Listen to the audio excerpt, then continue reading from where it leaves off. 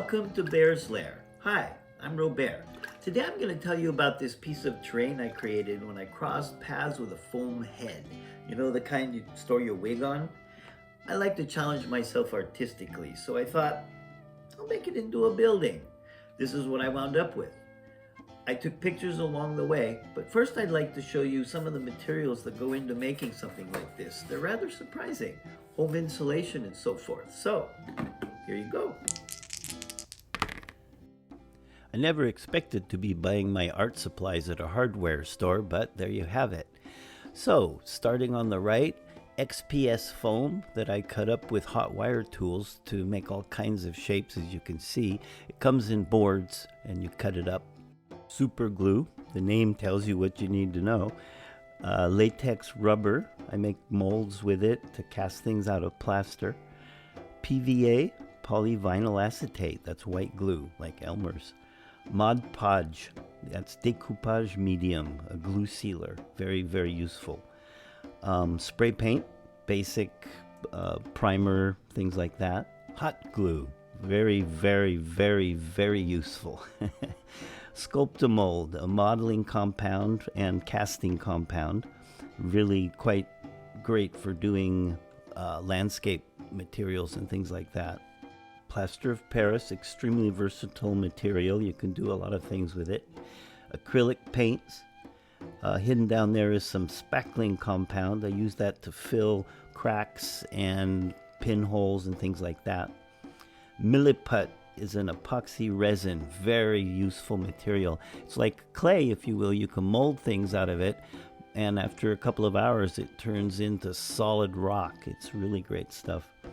Inks, wooden sticks, all kinds of wooden sticks, from toothpicks to popsicle sticks, wooden skewers of all sizes. Extremely useful materials, those wooden things. Paper clay, it's a modeling compound. Air dries itself. It's really nice. I use it for things like the finial at the top of the tower, things like that.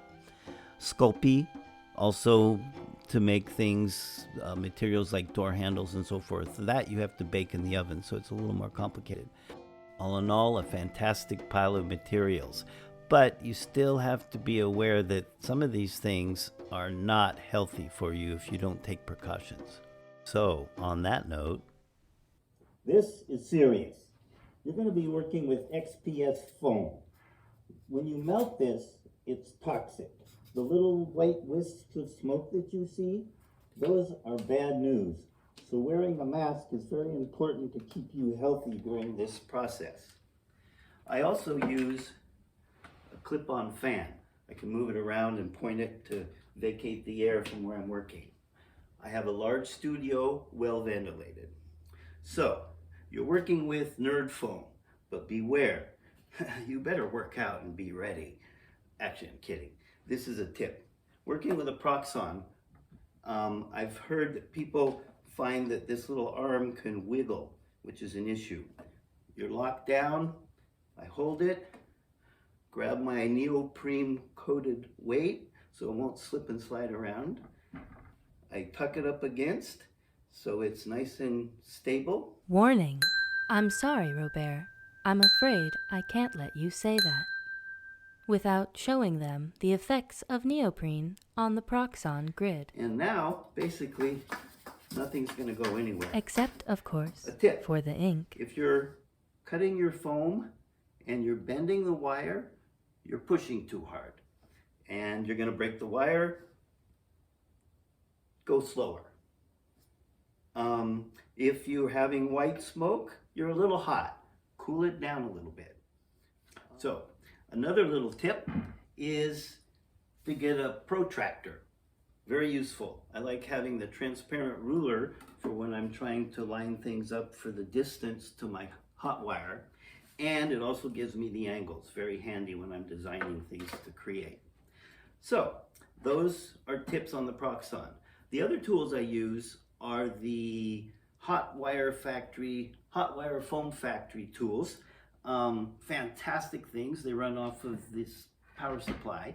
When I'm cutting things like the foam, that EPS Foam Wig Head I bought, when I needed to make the balcony cut, I took this tool and was able to cut in and bring it out, and I had a slice made, simple. Came time to do the mouth opening, kind of a tricky one. Cutting an EPS, it's very messy, little tiny white balls of foam that get everywhere, static electricity, not fun. This tool, you shape the wire to whatever thing you need to cut, put it in, brought it down, got a doorway. Then, one last piece of surgery, take this tool, nice pin tool, and cut back and brought it down. There you have it. I was able to then proceed to put that together. So, great tools. I don't use this one.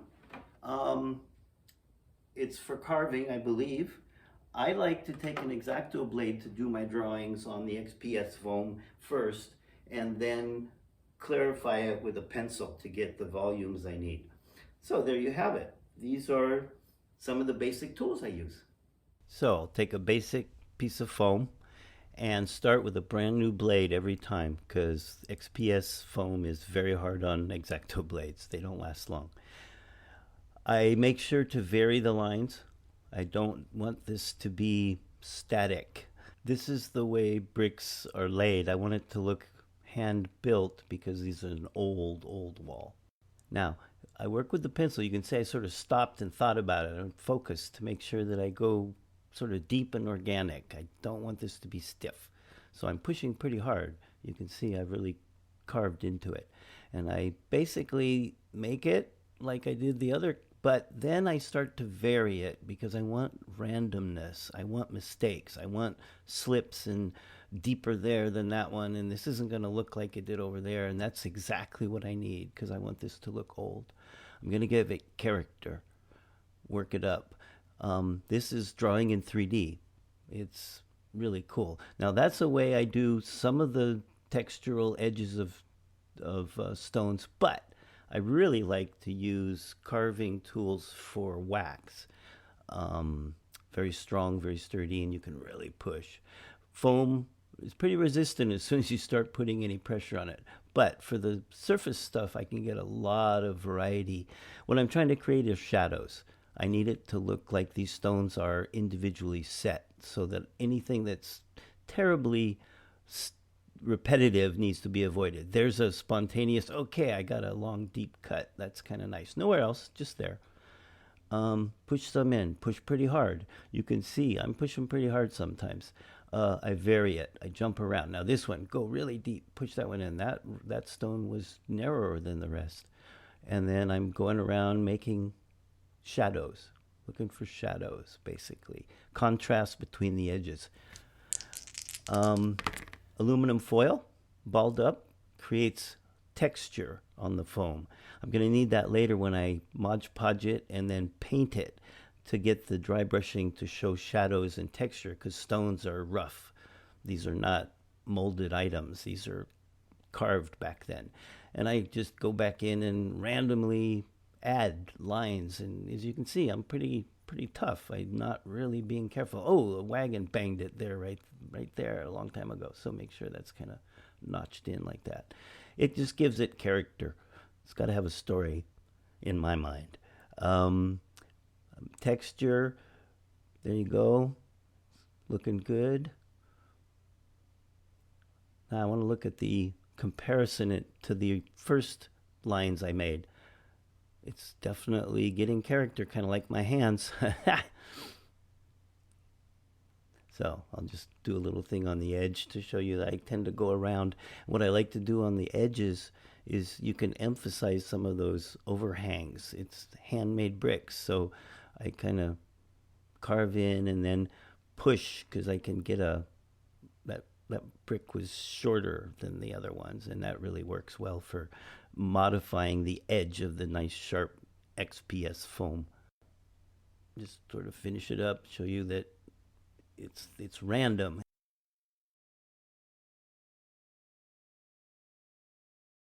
Okay, I got an inspiration. Here we go. I'm going to make a line. Just one right here. Nowhere else. Just that'll be different than everywhere else. And there you have it. You can see shadows.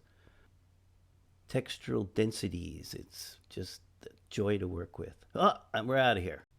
As I mentioned earlier, it all started when I found this EPS white foam head.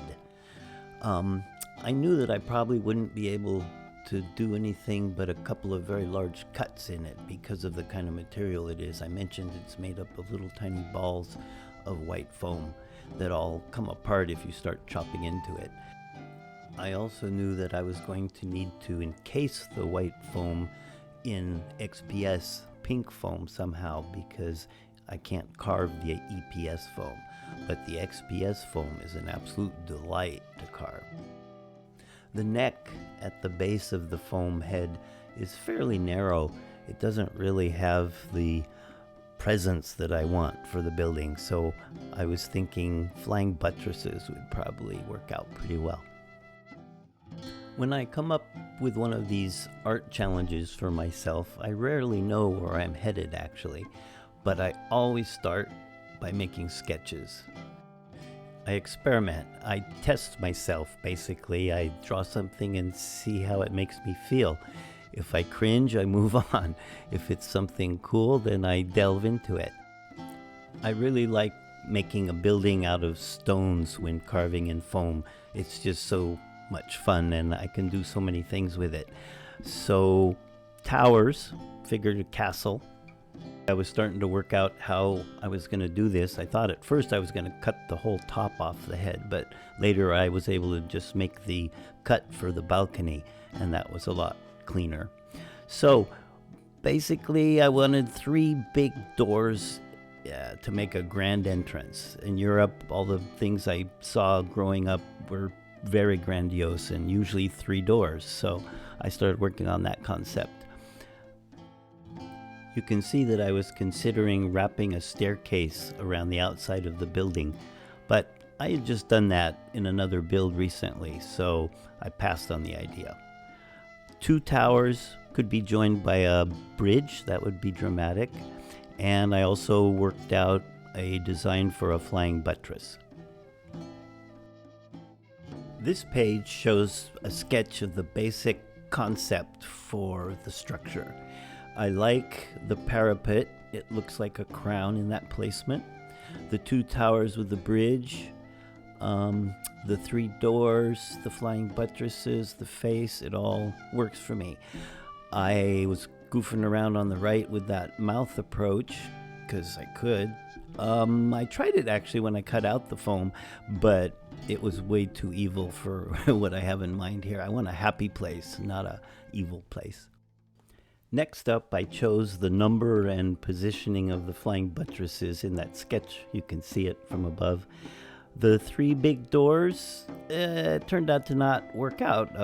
I wasn't being very realistic in the previous sketch. I sort of made the neck very wide. I don't want to do that. So I redesigned the front to have 1 door. And I'm going to go with a grand staircase instead of grand doors. I began with a 1-inch thick piece of XPS foam and decided on a 12 by 13-inch footprint. I put in the staircase according to my design, and it was a little weak, so you can see I added a fountain. Trying to go for grandiose, I want this building to have some presence. At this point, you can see the surgery has been performed with the hot wire tool to create the balcony area. I have begun putting in the base of the first tower, and so far it's looking good. Once I had the towers built up a bit on the top, I was able to add the railing. I originally was going to do a parapet, and I tried, but it just was clunky and it had no elegance. It wasn't sophisticated enough. So I decided to make a balcony with pins, basically with little pearl beads on them, and that worked out really well. I was very pleased with that, and I'm going to also put one up on the top of the round area there on the tower that you see. I made another door to match the door that I had put downstairs, and you can see at the top of the tower on the right I also placed another door. At this point I'm also working out the flying buttresses. You can see them at the bottom of the photo. I'm place them to make sure that I'm hitting my 12-inch width and that everything's going to work out.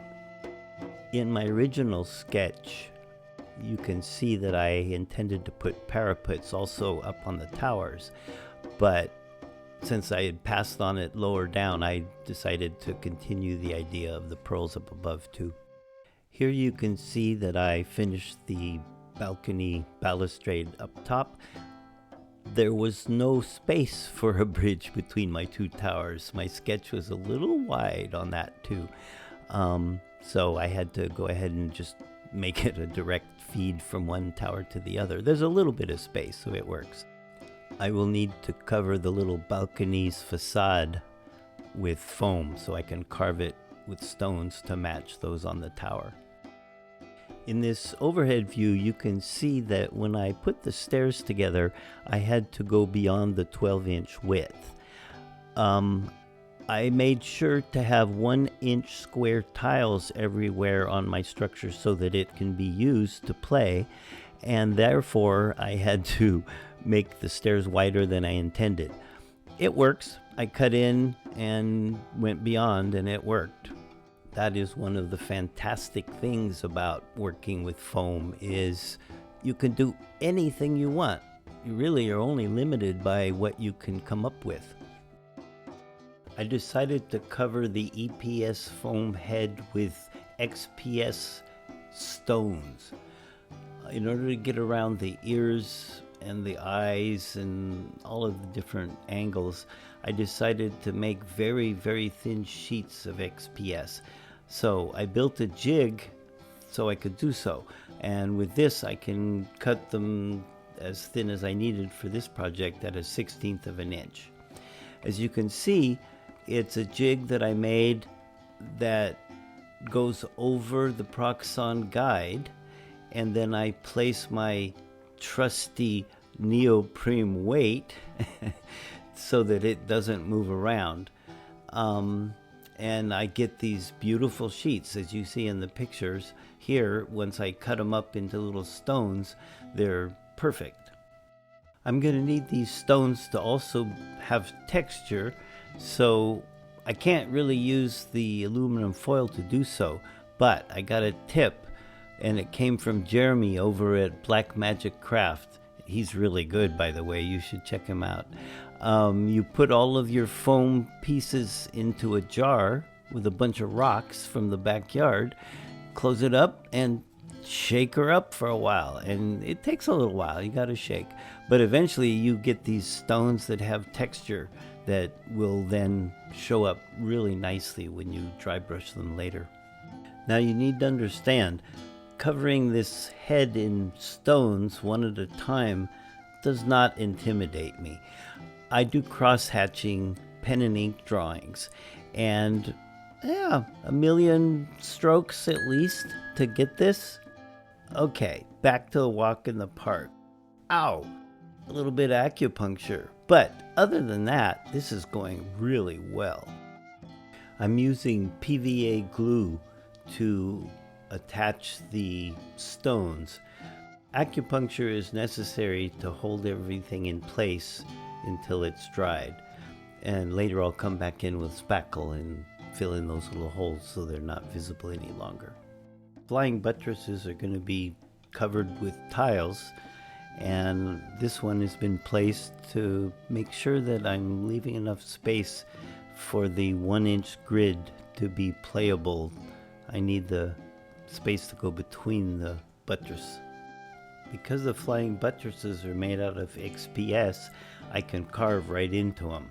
As you saw, that is my favorite way to go. Looking good. Everything's on track. I made the eyes out of the air drying paper clay. Later I will go back in and put in some white of the eyes, but for now I think I got the expression I want to get. I also used paper clay to add laugh lines to the facade, trying to connect to the twinkle in the eyes. I used the latex that I mentioned earlier to create a mold of a little face from a statuette that I have, and I cast it in plaster, and you can see I've placed it at the bottom of the photo as the fountainhead, and it's going to work. I like it. With the flying buttresses placed in position, the overall facade looks pretty much like I was hoping, maybe even better. Tower is also being made of XPS foam. I was able to carve all the stonework, making sure to make it look ancient and not very efficiently built. I also made that little facade of the balcony covered with the stones like the rest of the structure. I have also added details in the form of windows. You'll see up on the top of the turret I added a window on the roof, and also on the tower a window. It's good to break up the spaces with elements visually. It just animates it, makes it more pleasant to look at. Also visible is the fact that I've used spackling compound to seal some of the larger cracks between the layers of XPS foam that I cut. Meanwhile, outside, here you can see that I have done further work on the buttresses. I worked out the attaching them properly to the head. I've added the slants for all of the tiles, and the tiles are going to cover the white part of the foam head also, as well as the top of the turret. Just like the stonework, the tiles will be done one at a time. It takes a little while. From this angle, you can see that I've added a small balcony to the back side of the edifice to sort of, again, animate the space back there to give something to be different than everything else. I also added another window on the right-hand tower for interest. This will be the largest expanse of the roof tiles that will need to be laid, and pretty tricky because they will need to go around the sphere and hopefully still more or less line up. We'll see how that goes. It is coming together nicely. I'm very pleased. Most of the flying buttresses that I remember seeing as a kid had pinnacles on them to make them more majestic, I imagine. So I was definitely going to go that route.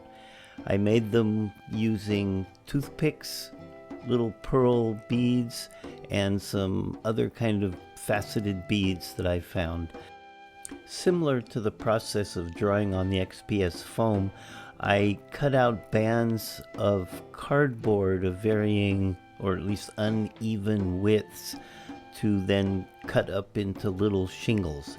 Put them all in a bowl, mix them up so that when I'm pulling them out and using them one at a time, they are of different sizes, all relatively close to each other, but none of them are the same at all, as you can see. And I begin at the base and proceed up one layer at a time. You can see here that I'm beginning to undertake the climb up the curve of the head with the tiles. This part was easy because it was skinny and controlled by the width. It's when I get around the corner that it's going to become a little more freeform. You can also see here that I finished adding the balustrade to the balcony on the back side of the tower. At this point, I keep the spackling compound available to fill in the pinholes as I go along. I will be also using it to seal gaps between XPS foam, for instance at the base of the buttresses. After many hours of labor, all of the roof tiles have been laid all the way up to the top.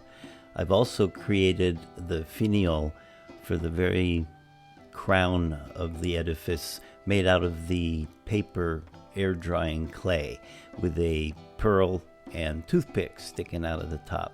Up there it's a finial.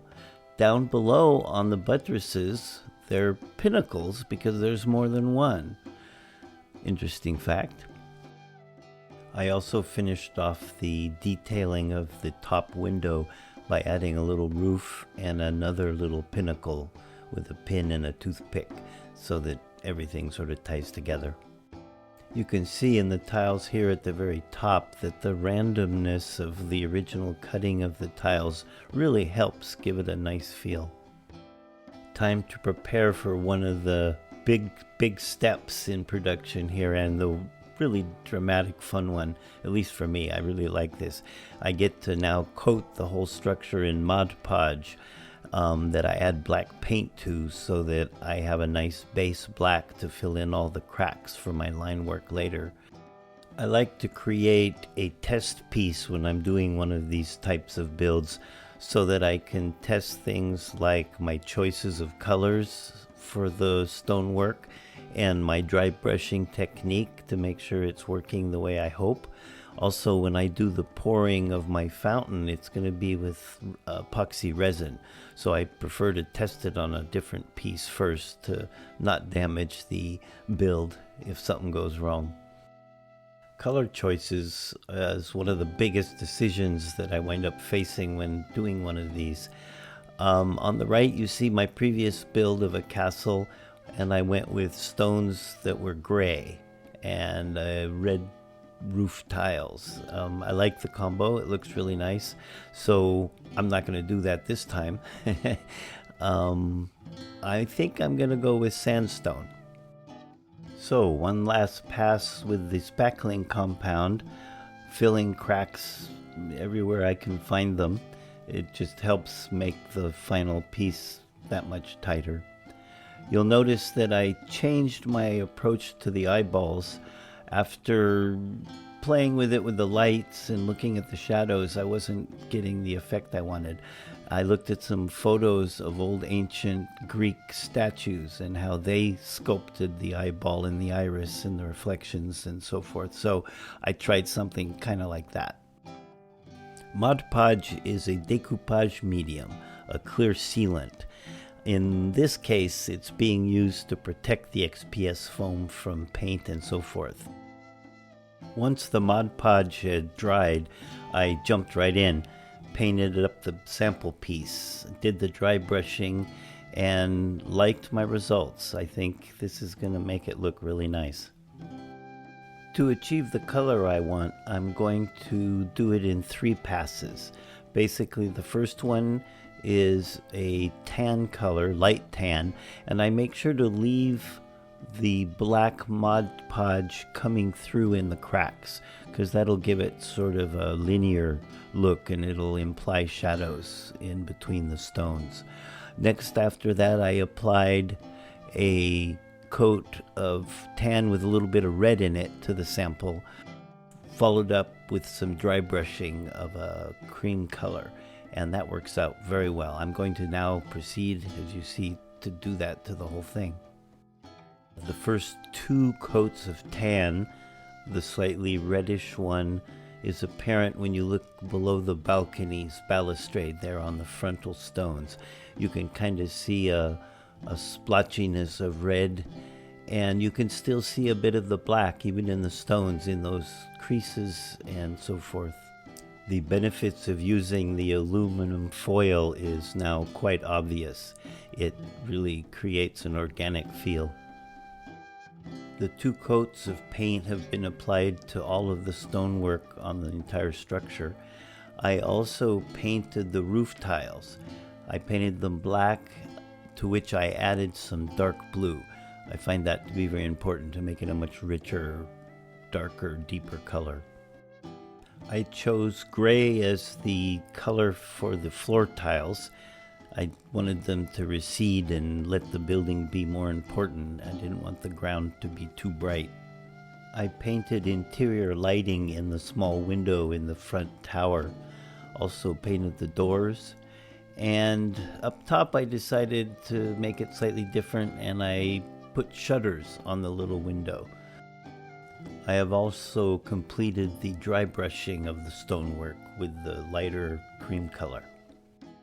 This picture shows clearly the effect of the dry brushing on the stones. It really makes it sing. Back to the trusty test piece. I did a pour of the resin.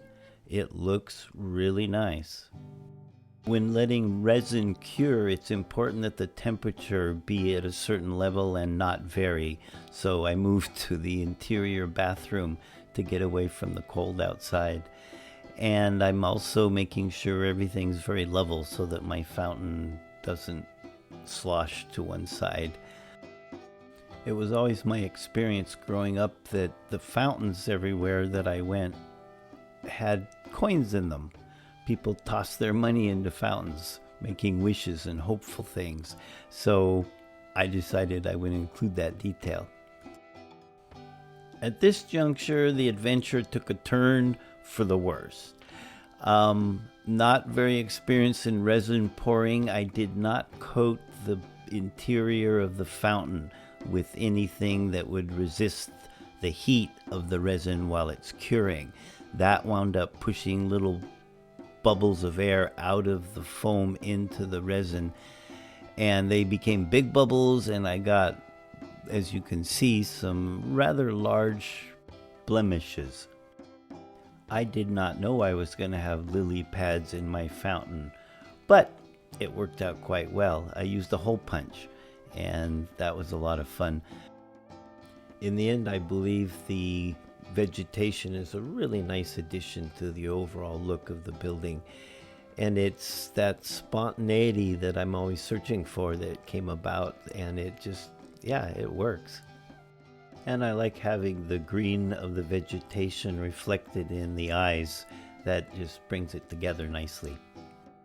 Well, here we have arrived at the end of our adventure. I really had a lot of fun putting this piece together. As I told you in the beginning, I didn't really know where I was going with it. So to have it come out this friendly was a nice payoff for me. Thank you for watching. That was great fun showing you and telling you all about how I created this thing. Generally, I do it all by myself. Nobody gets to see any of it, and it's quite the adventure. I really enjoy it. I hope you enjoyed it too. Thanks for joining me.